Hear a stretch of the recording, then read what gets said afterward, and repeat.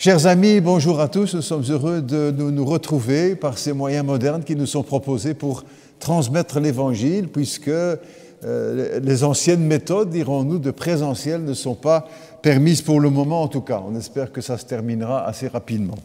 Des amis chrétiens m'ont suggéré d'enregistrer chaque jour une courte méditation biblique, bien sûr, sur la parole de Dieu. Alors, je ne sais pas si j'y arriverai tous les jours, on va essayer, mais en tout cas, on va commencer. Et merci à tous les amis qui me l'ont suggéré. Et je vous propose que nous nous arrêtions ensemble sur ce que Jésus a dit.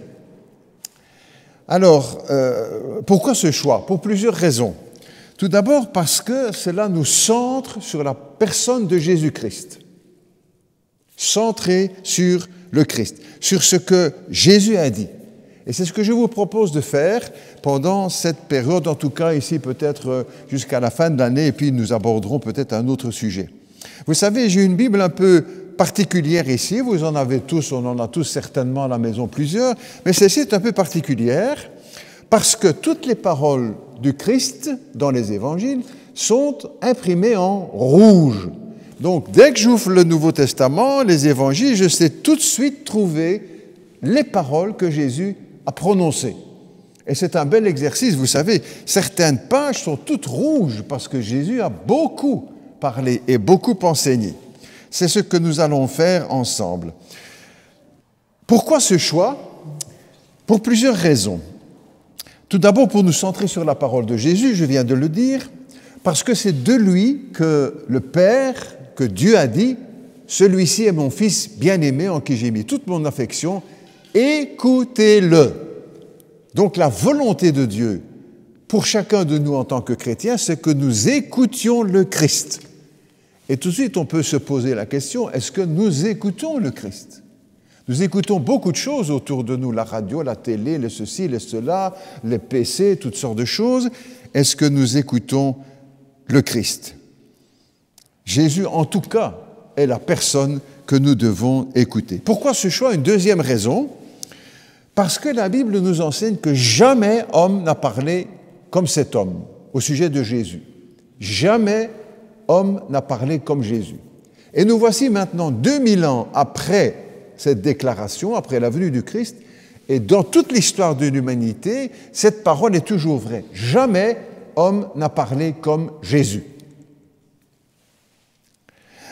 Victor Hugo a écrit de belles choses. Jean Jaurès a fait de beaux discours. Camus a écrit de beaux livres, Shakespeare, Platon, Socrate, Jean-Paul Sartre, Proust, La Fontaine, et beaucoup d'autres, bien sûr. Mais personne n'a jamais parlé comme le Christ. Personne n'a osé dire « Je suis la lumière du monde. Celui qui me suit ne marchera pas dans les ténèbres, mais il aura la lumière de la vie. » Personne n'a jamais osé dire. Personne n'a jamais osé dire « Moi et le Père, moi et Dieu, nous sommes un. » Personne n'a jamais osé dire, comme Jésus l'a dit, « Un jour, tous ceux et celles qui sont dans les tombeaux entendront ma voix et ils sortiront pour la résurrection. » Personne n'a jamais osé dire « Croyez en Dieu et croyez en moi. » Même les grands prophètes n'ont jamais osé parler comme cela. Jésus, lui, a osé le faire. Jésus a dit, comme personne n'a jamais osé le dire, « Je suis descendu du ciel. » Personne n'a jamais osé dire « Je suis le chemin, la vérité et la vie, nul ne vient au Père que par moi. » Personne n'a jamais osé dire « Je suis la résurrection et la vie. Quiconque vit et croit en moi ne mourra jamais. » Vous pouvez lire dans toutes les bibliothèques du monde, vous ne trouverez jamais personne qui a osé parler de la sorte. Alors, de deux choses l'une, n'est-ce pas? Soit Jésus est le plus grand déséquilibré mental que la terre ait jamais porté, ou alors il est véritablement ce qu'il proclamait être.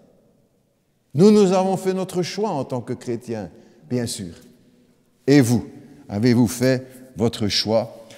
Quand il est dit aussi que Jésus jamais personne n'a parlé comme Jésus. Une remarque encore, c'est que Jésus n'a jamais employé les mots « peut-être »,« probablement »,« on verra bien »,« il y a de fortes chances ». Jamais. Au contraire, il a parlé, nous dit la Bible, avec autorité. Ça ne veut pas dire qu'il criait. Ça veut dire que sa parole est une parole qui ne se conteste pas. En vérité, je te le dis. C'est une parole d'affirmation, d'autorité. Pourquoi encore ce choix sur les paroles de Jésus? Une troisième raison, parce que Jésus dit la vérité. On peut en douter pour tous ceux qu'on entend parler aujourd'hui ou tout au long de l'histoire, mais pas de Jésus. Quand Jésus parle, il dit la vérité. Il a dit la vérité sur la mort, que la mort n'est pas la fin de la vie. Jésus a dit la vérité sur le mariage, sur l'argent, sur l'orgueil, sur le cœur de l'homme.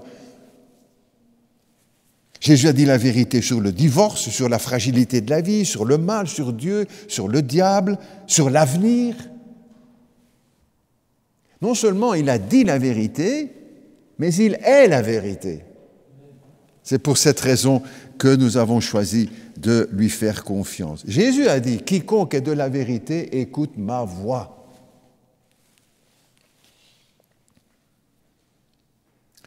Écoutez-vous la voix de Dieu? Ou, autrement dit, quelle voix écoutez-vous? Chez qui allez-vous chercher des conseils? Jésus a dit la vérité parce qu'il est la vérité. Maintenant, après cette courte introduction, dites-moi, pouvez-vous citer les premières paroles prononcées par Jésus? Et c'est un petit exercice aussi pour les chrétiens, ceux qui connaissent assez bien la Bible. Quelles sont les premières paroles qui nous sont rapportées dans l'Évangile que Jésus aurait prononcées? Je vous laisse quelques secondes pour chercher. Je pense que certains vont dire, c'est les béatitudes. Non, Jésus a dit, il y a des choses encore avant. C'est repentez-vous quand il était sur le bord du lac. Non, il y a encore autre chose. À 12 ans, Jésus dira à ses parents, « Pourquoi me cherchez-vous ? Ne savez-vous pas qu'il faut que je m'occupe des affaires de mon Père ?» Voilà les premières paroles de Jésus-Christ. Ce qui veut dire qu'à 12 ans, il avait déjà conscience d'être le Fils de Dieu. « Ne savez-vous pas qu'il faut que je m'occupe des affaires de mon Père ?» Voilà, maintenant vous n'oublierez plus jamais, je crois que les premières paroles de Christ, ce sont celles-là. Ces premières paroles de Jésus s'adressent à ses parents, à Joseph et à Marie, qui ne les ont pas comprises. Le texte dit, ils ne comprirent pas ce qu'il voulait dire. La mère de Jésus n'est pas la mère de Dieu, elle est la mère de Jésus de Nazareth. Elle n'a pas compris son fils, parce qu'il est d'une autre nature. Il est le Fils de Dieu. Elle n'est pas, comme cela est appelé dans certaines théologies, elle n'est pas appelée la mère de Dieu. Nous ne devons pas l'appeler la mère de Dieu. Jamais la Bible n'emploie cette expression, et en l'utilisant, probablement qu'on est proche du blasphème, si pas tout à fait dedans.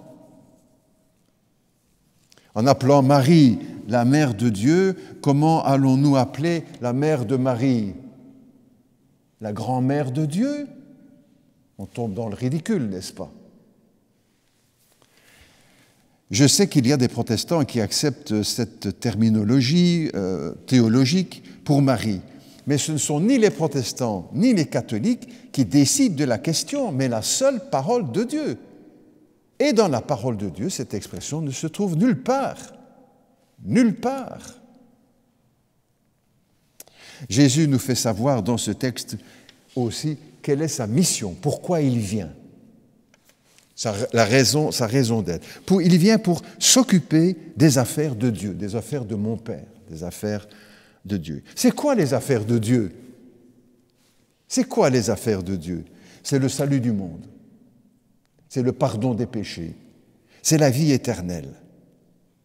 En effet, la Bible nous apprend que ce que Dieu veut, c'est que tous les hommes parviennent au salut et à la connaissance de la vérité. Voilà la grande affaire, sans manquer de respect, n'est-ce pas? La grande affaire de Dieu dans ce monde. Et c'est pour s'occuper des affaires de son Père que Jésus est allé jusqu'à la croix, jusqu'au sacrifice de Golgotha.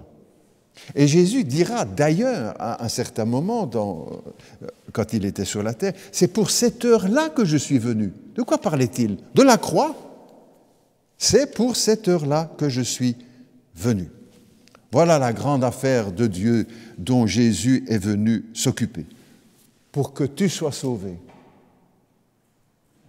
pour que nous soyons sauvés, pour que nous soyons pardonnés de nos péchés, pour que nous ayons une nouvelle vie ici-bas et la vie éternelle pour l'éternité. Mais Dieu n'oblige personne, parce que tout de suite certains diront, mais pourquoi est-ce que tout le monde n'est pas sauvé alors? Parce que beaucoup ne veulent pas. Beaucoup ne le veulent pas et Dieu ne force personne. Il ne vous forcera pas à venir à son Fils Jésus-Christ et à croire, à vous convertir. Il respecte votre choix. Mais sa volonté, c'est que vous soyez sauvés, que tous les hommes soient sauvés et parviennent à la connaissance de la vérité. Dieu n'oublie personne, mais il fait appel à tous.